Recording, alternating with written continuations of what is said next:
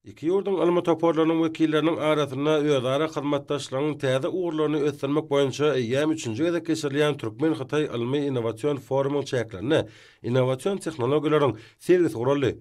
Sergi köp sany daşary ýurtly mihmanlara alim bilim podoklarynyň himme tarapyny kämilleşdirmegine, döwletiň we jemgyýetiň durmuşynyň ähli uğurlaryna innovasiýalaryň hem-de öňde barjy tehnologiýalaryň işleň ornaşdyrmagyna aýratyn üns berýän her iki zama Türkmenistanyň ýokary ösüş derejesi bilen tanışmaga mümkinçilik töretdi.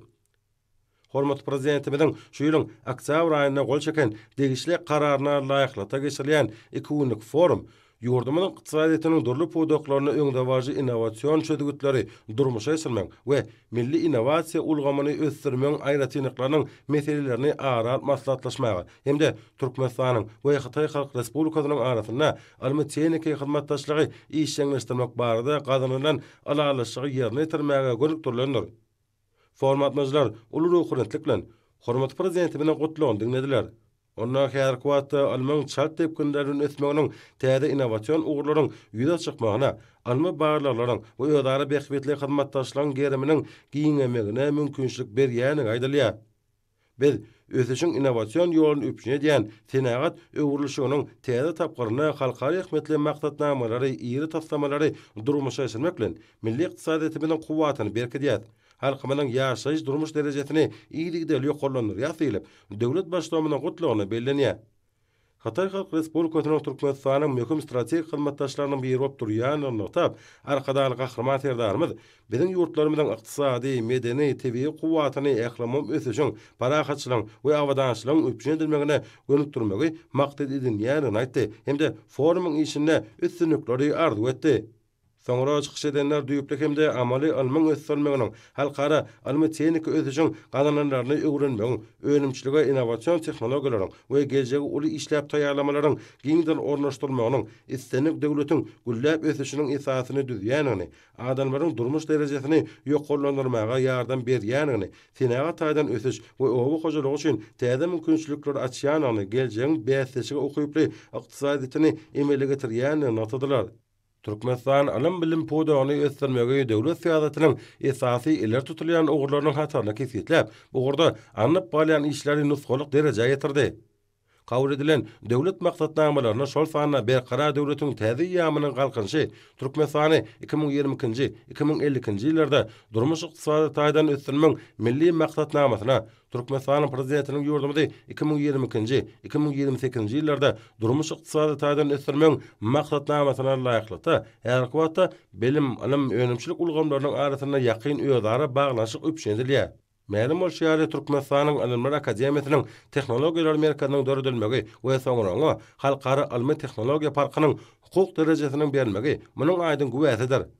Arkadaly gahrman serdarymyzyň şu ýylyň iýun aýyna gol çeken karary bilen berkidilen bu çözgüt alman gazananlarynyň bäsleşine okuyup bolýan öpüşin etmek, alma barlyk işlerini toplumlaryň esasy ösdürmek, kiçik we orta telekeçiliň innowasion taslamalary işen gatnaşmagyna gazanmak, innowasion önümleriň önümçiligini goramak maksady bilen kabul edildi. Giňgerimli forumyň geçirijek ýer hökmüne döwletimizde zekin we almy tehnika mümkinçilikleri ösdürmeň esasy merkezleriniň biri bolan we soňky ýyllarda öňde barjy pikirleri hem-de teklipleri alşmak üçin netijeli meýdançaýy bolan halkara almy tehnologiýa parkynyň saýlanmagam aýratyn ähmete ýeder. Beýan edilen almy çykyşlar durly ugurlary ösdürmeň nazary we amaly taraplaryny Türkmenistana we Hytaýda anyp balyan almy barlyk işleriniň möhüm ugurlaryny bäsleşik okyply ekologiýa taýdan arasy we ykdysady taýdan netijeli ýokary tehnologiýalary döretmeň, şeýle-de önümçige alma çözgütleri işleň ornaşdyrmaň meselelerini öz içine aldy. Türkmen we Hytaý alimläriniň arasynda netijeli özara gatnaşyklary ýolaýmak, ýurdumyzy ösdürmeň milli maksatnamalarynyň iler tutulýan ugurlarynyň şäklerini, geljeki bilelikdäki ilmi işler üçin hyzmatdaşlygyň ugurlaryny kesitlemek barada gazaklanma bildirilip pikirleşildi. Almy we tehnologiýa hyzmatdaşlygy potolandyrmak, işgärleri taýýarlamak we almy tehnologiýa innovasiýalar podogyna gazanylan üstünlikleri özara alşmak, döwletara gatnaşyklaryny ösdürmeň iler tutulýan ugurlar hökmünde kesitlendi. Beýlenşýär Türkmenistanyň Ilmlar Akademiýasy, Almy Baýlyk institutlary we ýokary okuw mekdepleri, almy alşmaları ösürýärler hemde Hataýyň almy baýlyk idaralary bilen hyzmatdaşlygyň tassamalarynyň mümkinçiliklerini ara alyp maslahatlaşýarlar. Munyň özi döwlet-ara gatnaşyklary pogtalandyrmagy we iki ýurdun durmuş ykdysady taýdan okuny ösmegine ýardam edýär. Forumyň wekilleri şäher guruluşy ulgamyna innowasiýon konsepsiýalar barada çykyşlara aýraten gyzyklanma bildirdiler. Beýlenşýär iň täze maglumat kommunikasiýa tehnologiýalaryna esaslanýan her türlü tassamanyň durmuşa geçirmegi, sebitde we ýurtda ilkinji arkada akalla şäheriniň gurulmagy türkmen halkynyň milli lideri, Türkmenistanyň halk maslahatynyň başlygy Gahrman Arkadamyň başlamaşan we häzirki wagtda hormat prezidentimiz Arkadaly Gahrman Serdarymyň baş tutanlygyna iýdigler durmuşa geçirilýän her türlü özgertmeleriň aýdyň nişany oturýar. Binägälik we tehnologiýa çözgütleri babatda bu täsin smart cityni döretmek baradaky başlangyç ýokary derejede ösen döwlet hökümine ýurdun geljegine uly ynam bilen garaýanyna şaýatlyk diýär. Kanun esasında döwlet ähmetli şäherin aýratyn hukuk derejesine eýe bolan arkadaş şäheri sany ulgamy hemde ýokary tehnologiýalary işçiň ornaşdyrmagy ulus berýän. Garaşly Türkmenistan ykdysady taýdan kuwwatly döwlet döwrüniň aýdyn sultamasyna öwrüli. Şunun bilen baglanykda akylly şäherin gurulmagy we onuň sany binýadynyň işlenip taýýarlanmagy ýurdumynyň ugurdaş ýokary okuw mekdepleriniň talipleri we muallimleri hemde professorlar dödümleri üçin nazary bilimleri hemde täzeçil pikirleri iş ýüzüne ulanmagyň öýel boşly mekdep boldy. Ýygnananlar almy kuwwatyň milli gazananlarynyň aýrylmaz bölegi döwrüni döwletiň kuwwatynyň we berkararlygynyň onuň dünýädäki awraýynyň belinde galmagynyň esasydyny tap Türkmenistanyň ýokary hünärli ýaş hünärmenleri taýýarlamagy olaryň bilim derejesini ýokarlandyrmaga gözetimini hemde almy dünýä garaýşyny giňertmäge berýän ünsüne ýokary baha berdiler.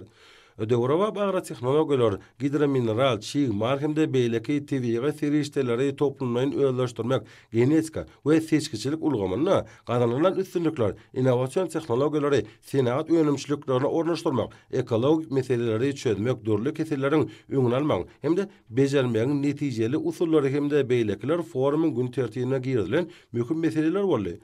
Ýygnananlar şu almy innowasiýon forumyň almy çeýneki hyzmatdaşlygy ösdürmek umumyň ýolugy bilen Türkmen-Hatay dialogyny pogtalandyrmak ýoluna möhüm ädim boljakdygyna anam bildirip, hormat prezidentimiz Arkadaly Gahrman Serdarymda hemde Türkmen halkynyň milli lideri, Türkmenistanyň halk maslahatynyň başlygy Gahrman Arkadamyda ählimumy durnukly ösüşiň bekwidine halkara şol sany almy hyzmatdaşlygy kime tarapyn giňetmek ugruna alyp barýan giň gelimli işleri üçin tüýtürekden hoşalyklaryny bildirdiler. Innowasiýalar, täze tehnologiýalar, olary önümçiligi ornaşdyrmak meseleleri atly 3-nji Türkmen-Hatay Almy Innowasiýon Forumy öz işini dowam edýär.